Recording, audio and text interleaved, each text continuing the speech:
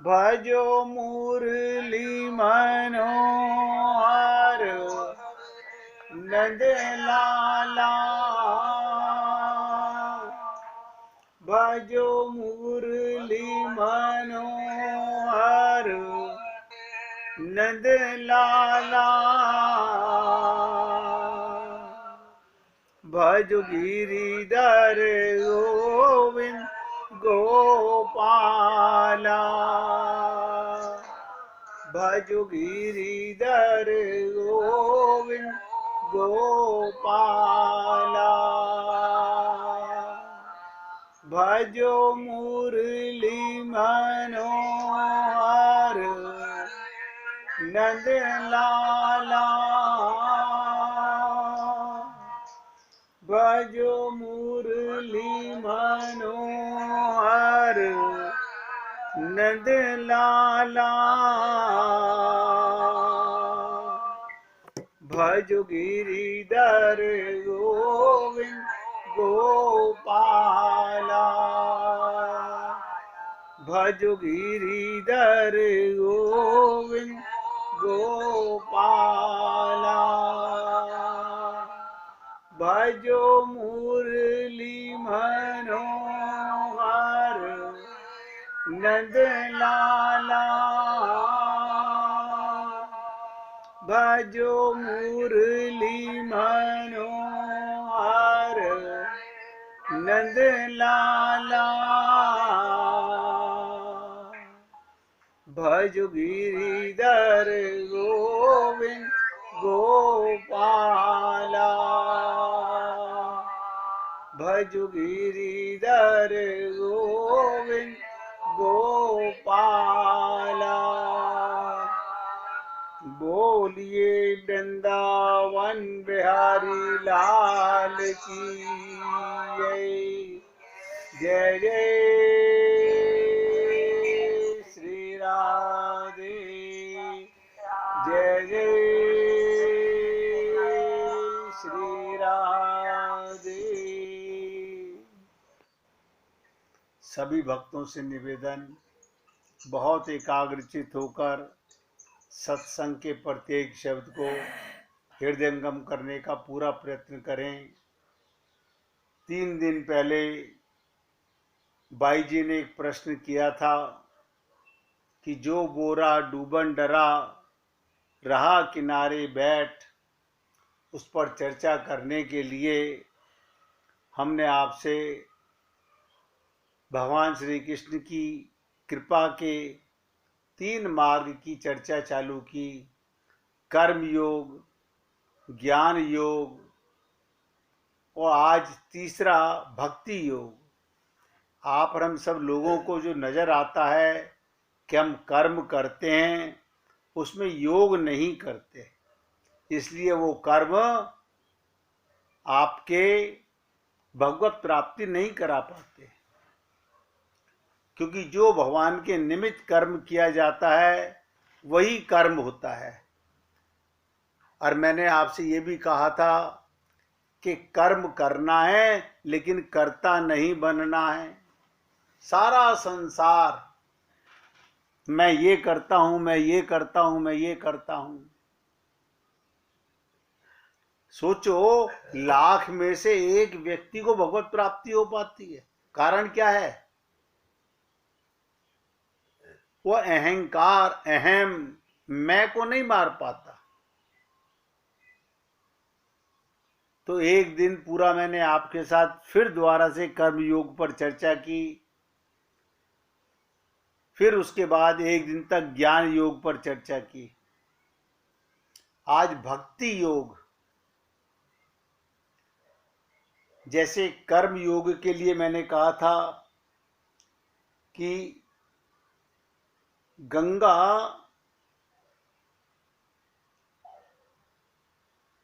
कहां से उतरी? सबने कहा गोमुख से उतरी, यमुनोत्री से, गंगोत्री से। लेकिन गंगा रुकी नहीं। इसी प्रकार वो सागर से मिलने को बेचैन थी, और सागर में समाने के बाद फिर उसका उतरना बंद हो गया।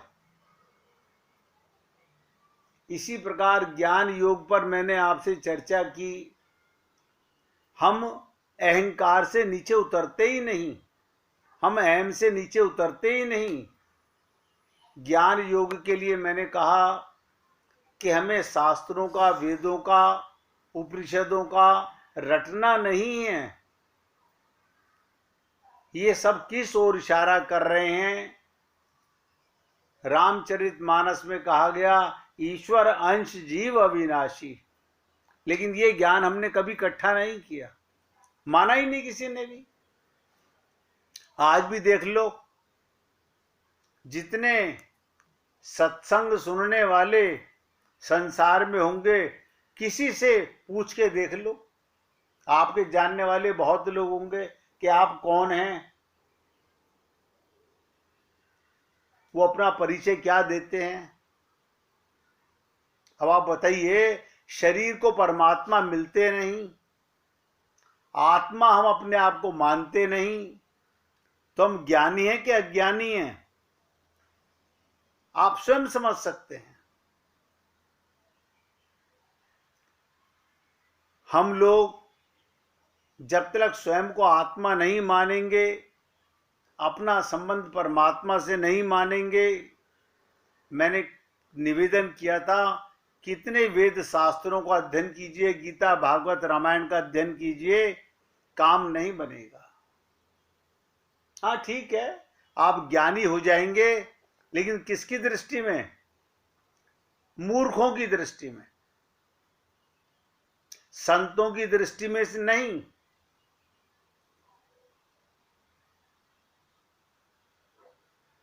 जो कर्म आप हम लोग कर रहे हैं, उस पर भी चर्चा की गई थी कि कर्म से केवल स्वर्ग की प्राप्ति होती है, जो आप कर्म कर रहे हैं, भगवत प्राप्ति नहीं होती। जो ज्ञान इकट्ठा कर रहे हैं, जब तक योग नहीं होगा तो भी मोक्ष तो होगा, मुक्ति तो होगी, लेकिन भगवत प्राप्ति नहीं होगी। भगवत प्राप्ति का तात्पर्य क्या? अपने घर वापस चले जाना, अपने प्रीतम के साथ अपनी रहनी करना। आज तीसरी चर्चा करने जा रहा हूं भक्ति की। सरलता से समझने का प्रयत्न कीजिएगा, कठिन बनने की जरूरत ही नहीं है। क्योंकि मैं वो शब्द खोजता रहता हूं जिसमें दिमाग ना लगाना पड़े, जिसमें कुछ अपने पास स्टोर ना करना पड़े। भक्ति माने भागते जाना है। कब तक? जब तक भगवान को नहीं पा लेते।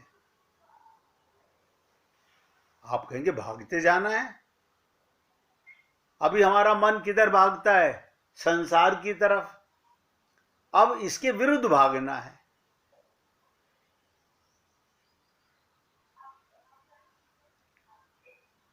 कर्म,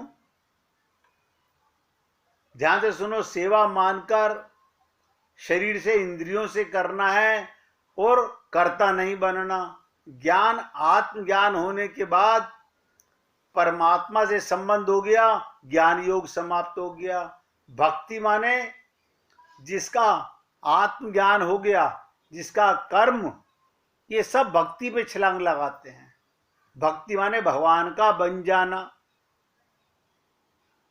भगवान का बन जाना। लेकिन ये भक्ति नहीं है कि हम माला का जाप कर रहे हैं, हम हरे राम राम राम बोल रहे हैं, हम मंदिर में पूजा कर रहे हैं। कोई भक्ति नहीं है। सब नोट करें, ये भक्ति नहीं है। तो भक्ति क्या है? अपने को सदा आत्मा और परमात्मा को अपने साथ महसूस करना, अनुभव करना। हम क्यों नहीं करते? क्योंकि हम अपने को आत्मा मानते ही नहीं। जब ये ज्ञान ही नहीं है, यही भक्ति पे छलांग लगाएगा। हम तो अपने को स्त्री पुरुष मानते हैं। आप सोचिए 84 लाख योनियों में आप और हम लोग भटक चुके हैं। कल का पता नहीं, हम कुत्ते बिल्ली गधे क्या बनेंगे, हम किस योनि से आए ये भी नहीं पता हमारे को। और वहां भी पति पत्नी बच्चे सब मिलेंगे जिस योनि में जाओगे। लेकिन ये भ्रम, ये अज्ञानता नहीं जा रही है। एक भगवान के स्वरूप महात्मा बुद्ध, ये भी भगवान के अवतार हैं, इन्हीं के माध्यम से समझने का प्रयत्न करते हैं कि भक्ति माने क्या होता है। फिर निवेदन कर रहा हूं बोलने से पहले, एक एक शब्द को रटना नहीं है, अंदर जाने देना है। बुद्ध ने 6 वर्षों तक पाने की कोशिश की, जैसे आप हम लोग कर रहे हैं। क्या पाना है? भगवान को। आज तक किसी को मिला है? बता दो कोई भी, कोई बता दे कि किसी को भगवान मिला है। जब कहेगा मुझे मिला है तो उससे इतना पूछ लेना, आप कौन है जिसे परमात्मा मिला है? उसे मैं का ही ज्ञान नहीं है तो मेरे का ज्ञान क्या होगा, मेरे का प्रेम क्या होगा? आप मंदिर में जाते हो, मंदिर से बाहर आते हो, आप बताइए, भगवान के पास जाना, भगवान से दूर आना, ये मिलना होता है? वो तो दर्शन करने जा रहे हो। भगवान से मिलने के लिए कहीं नहीं जाना, कहीं नहीं जाना। ये तो अपना मन का मैं ये नहीं कह रहा हूं मंदिर मत जाओ, मैं ये नहीं कह रहा हूं कि मंदिर मत जाओ, मगर ये सोच के मत जाना कि मंदिर जाने से भगवान मिल जाते हैं। उसके लिए समझने का प्रयत्न करते हैं। महात्मा बुद्ध ने 6-7 वर्षों तक बहुत कोशिश की। स्वाभाविक है, आदमी लोभ की दुनिया में जीता है।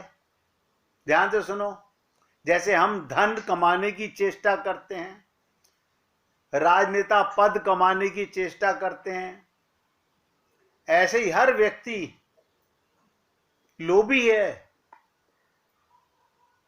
हर व्यक्ति लोभी है। तो क्या लोभ बुरा है? नहीं, लोभ बुरा नहीं है, लेकिन लोभ किस चीज का पाना चाहते हो?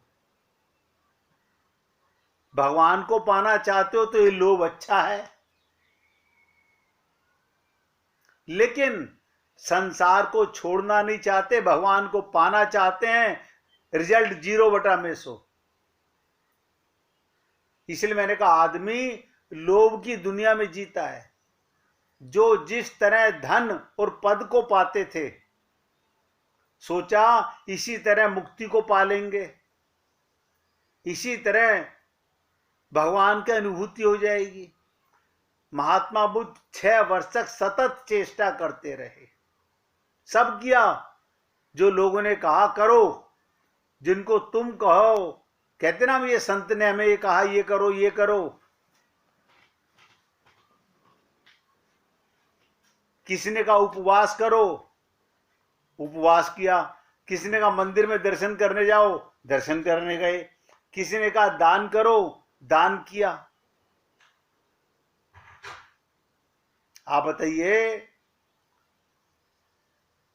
तपश्चर्या की, सुंदर देह थी महात्मा बुद्ध की, राजकुमार थे, सूख कर काटा हो गए, भगवत प्राप्ति नहीं हुई। एक किसी मूर्ख ने बता दिया कि धीरे धीरे भोजन कम करो, खूब दान मांग के लाते हो, भिक्षा मांग के लाते हो, खाना कम कर दो। एक बार की भिक्षा में 15 दिन तक काम चलाओ, इतना कम करो, बस चावल का दाना ही भोजन रह जाए। इस तरह कम करते करते, ध्यान से सुनो, महात्मा बुद्ध एक चावल का दाना खाने लगे।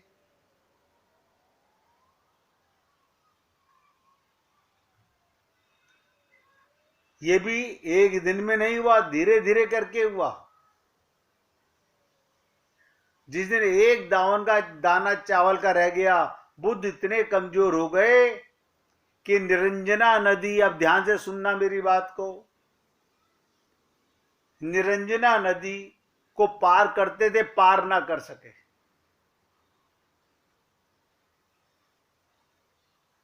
ये तो बहुत बार सुना है कि सुनीरी मैं तो निर्बल के बलराम।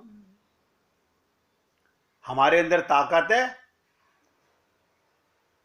जब तक बल अपना लगाओगे भगवत प्राप्ति नहीं होगी।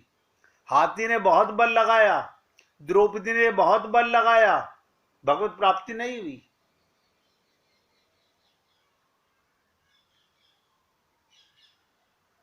आप सोचेंगे, अगर आपको बता दिया जाए निरंजना नदी कैसी है,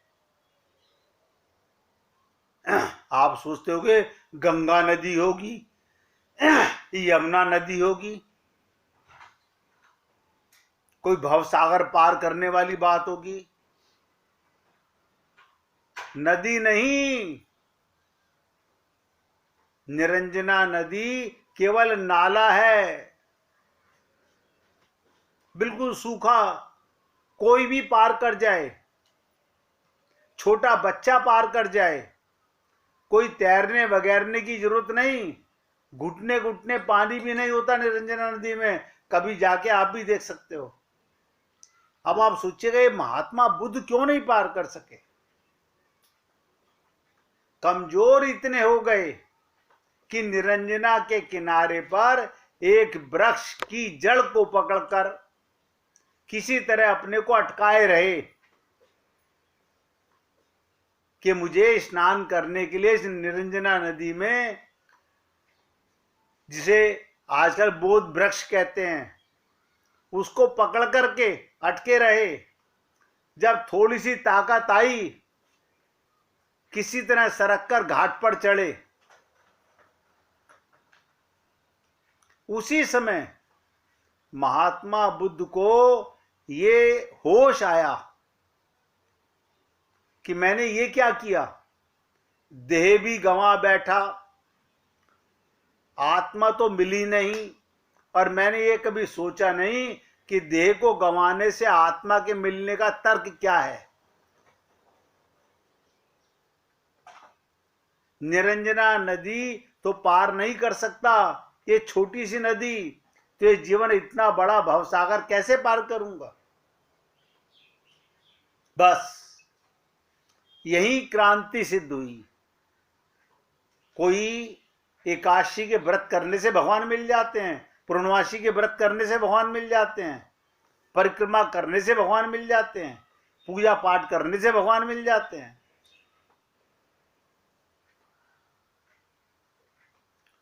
देखिएगा बोध किस दिन होता है, भगवत प्राप्ति किसको होती है। ये घटना बड़ी क्रांतिकारी सिद्ध हुई महात्मा बुद्ध के जीवन में। उन्होंने उसी क्षण वो जो 6 साल व्यर्थ दौड़ धूप की छोड़ दी। धन की और पद की दौड़ तो पहले ही छोड़ चुके थे। जब राज्य छोड़कर आ गए तो ना राजा बनना है, ना कोई लोभ है। उस दिन मोक्ष की दौड़ भी छोड़ दी। मोक्ष की भी एक दौड़ है। ये घटना बहुत विचारणीय है। दौड़ ही ना रही, जब तक आप करता रहोगे। उस शाम जब वे सोए, पूर्णिमा की रात्रि थी, और चित्त, ध्यान से सुनो, चित्त, अंतःकरण पहली दफा अनहद के विश्राम को उपलब्ध हुआ था। अभी आप हम लोगों का चित्त संसार के सामान से भरा हुआ है, ममता मोह आसक्ति से भरा हुआ है। ये मेरा, ये मेरा, ये मेरा भरा हुआ है। पहली दफा महात्मा बुद्ध का चित्त अनहद के विश्राम को उपलब्ध हुआ, क्योंकि जहां दौड़ नहीं वहां विश्राम है, श्रम नहीं रहा। विश्राम और श्रम में क्या मतलब है? जब तक बल अपनो बरत्यो, जब तक मेहनत करी, श्रम किया, कोशिश की, प्रयत्न किया, पंडितों की बताई हुई सारी क्रियाएं की, वहां विश्राम नहीं है। जब तक अपना बल लगाया,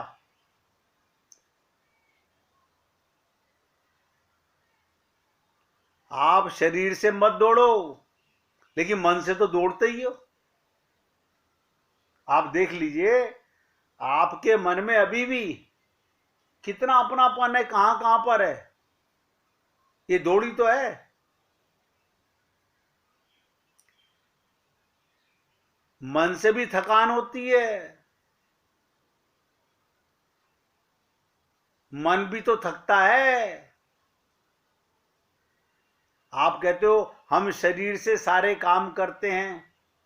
आप बताइए, रात्रि को सपना देखते हो तो कौन से शरीर से देखते हो? ये शरीर तो मुर्दा पड़ा रहता है, इस शरीर को छोड़कर सपना देखते हो। ये शरीर सपना नहीं देखता, नया शरीर धारण कर लेते हो। जब अब कोई दौड़ ही ना थी, कुछ पाना ही ना था, नोट करो ये जो बोल रहा हूं, जब तक कुछ पाने की ललक है, कुछ हाथ नहीं लगता।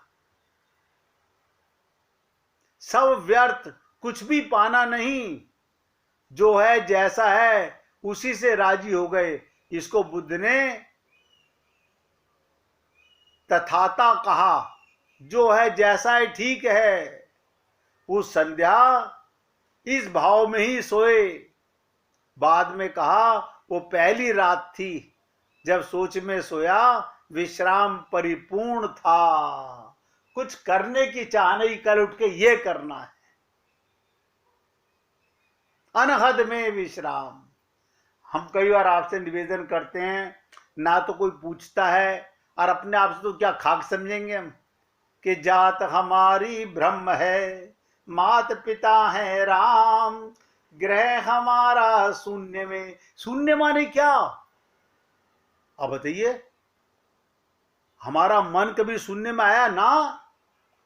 जब तक संसार में अपनापन है, मन संसार में जाएगा। ग्रह हमारा शून्य में, अनहद में विश्राम। उस शून्य में ही प्रेम घटता है, भगवान से मिलन होता है। इसलिए कहा गया प्रेम अनिर्वचनीय है।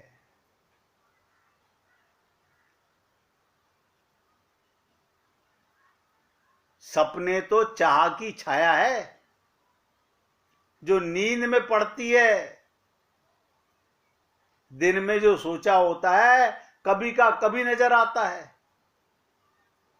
दिन में जो चाह है, रात में वही सपना है। सुबह जब आंख खुली तो कहा बाद में कि ऐसा विश्राम कभी नहीं पाया। महात्मा बुद्ध ने कहा ऐसा विश्राम, ऐसा आनंद, कमाल है। रात में ऐसा क्या घट गया था, ऐसी शांति छाई। रोआ रोआ विश्राम में था। ना कुछ करना था, ना कहीं जाना था, ना कुछ पाना था। सब मोह छूट गया। अभी तो आंख खुलते ही अरे कल तो शादी में जाना है, कल तो वहां जाना है। रात को आंख खुल जाए तो भी परमात्मा को पाना चाहते हो, संसार को छोड़ना नहीं चाहते। अब एक मन दो चीज कैसे पकड़े? एक मन दो चीज कैसे पकड़े? सब मोह छूट गया, संसार के भी और परलोक के भी। अब कहीं जाना ही नहीं, अब परलोक की कामना भी खत्म हो गई। अब वो डायरियों में लिखना बंद हो गया, क्या दान कर दिया, कितने व्रत कर लिए, कितने उपवास कर दिए, सब छल कपट छिद्र छोड़ दिए। हम तो बहुत करते हैं, स्त्रियों को तो खास तौर से शौक होता है डायरी बना के मैंने क्या क्या चीज दान कर दी। अब मूर्खता किसे कहते हैं? ये महामूर्ख स्त्रियां होती हैं जो स्त्री की डायरिया बना करके काम कर रही होती हैं कि ऐसा करने से भगवान मिल जाएंगे। लेकिन चलो, ऐसा करने से कुछ छोड़ने की आदत तो पड़ी।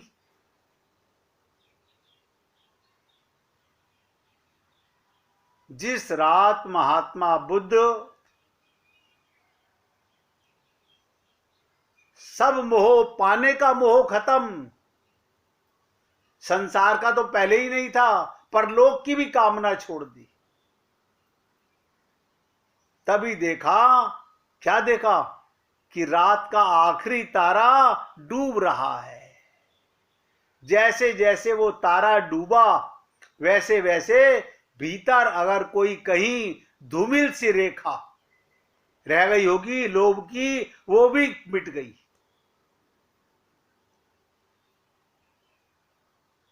सब कामनाएं समाप्त हो गई। आखिरी तारे के डूबने के साथ महात्मा बुद्ध को महापरिनिर्वाण उपलब्ध हुआ। बोध हो गया, अरे मैं तो सदा से आनंद में ही रहता था, सदा से आनंद में रहता था। आज सब हिम्मत हार गया तो वो मिल गया, कर्ता भाव मिट गया, लोभ मिट गया, जिज्ञासा खत्म हो गई। बस इसी को बोध कहते हैं। 1 मिनट भगवान का कीर्तन कीजिए, फिर महात्मा बुद्ध की गहरी बात आपके साथ चर्चा करता हूं। हरे कृष्ण।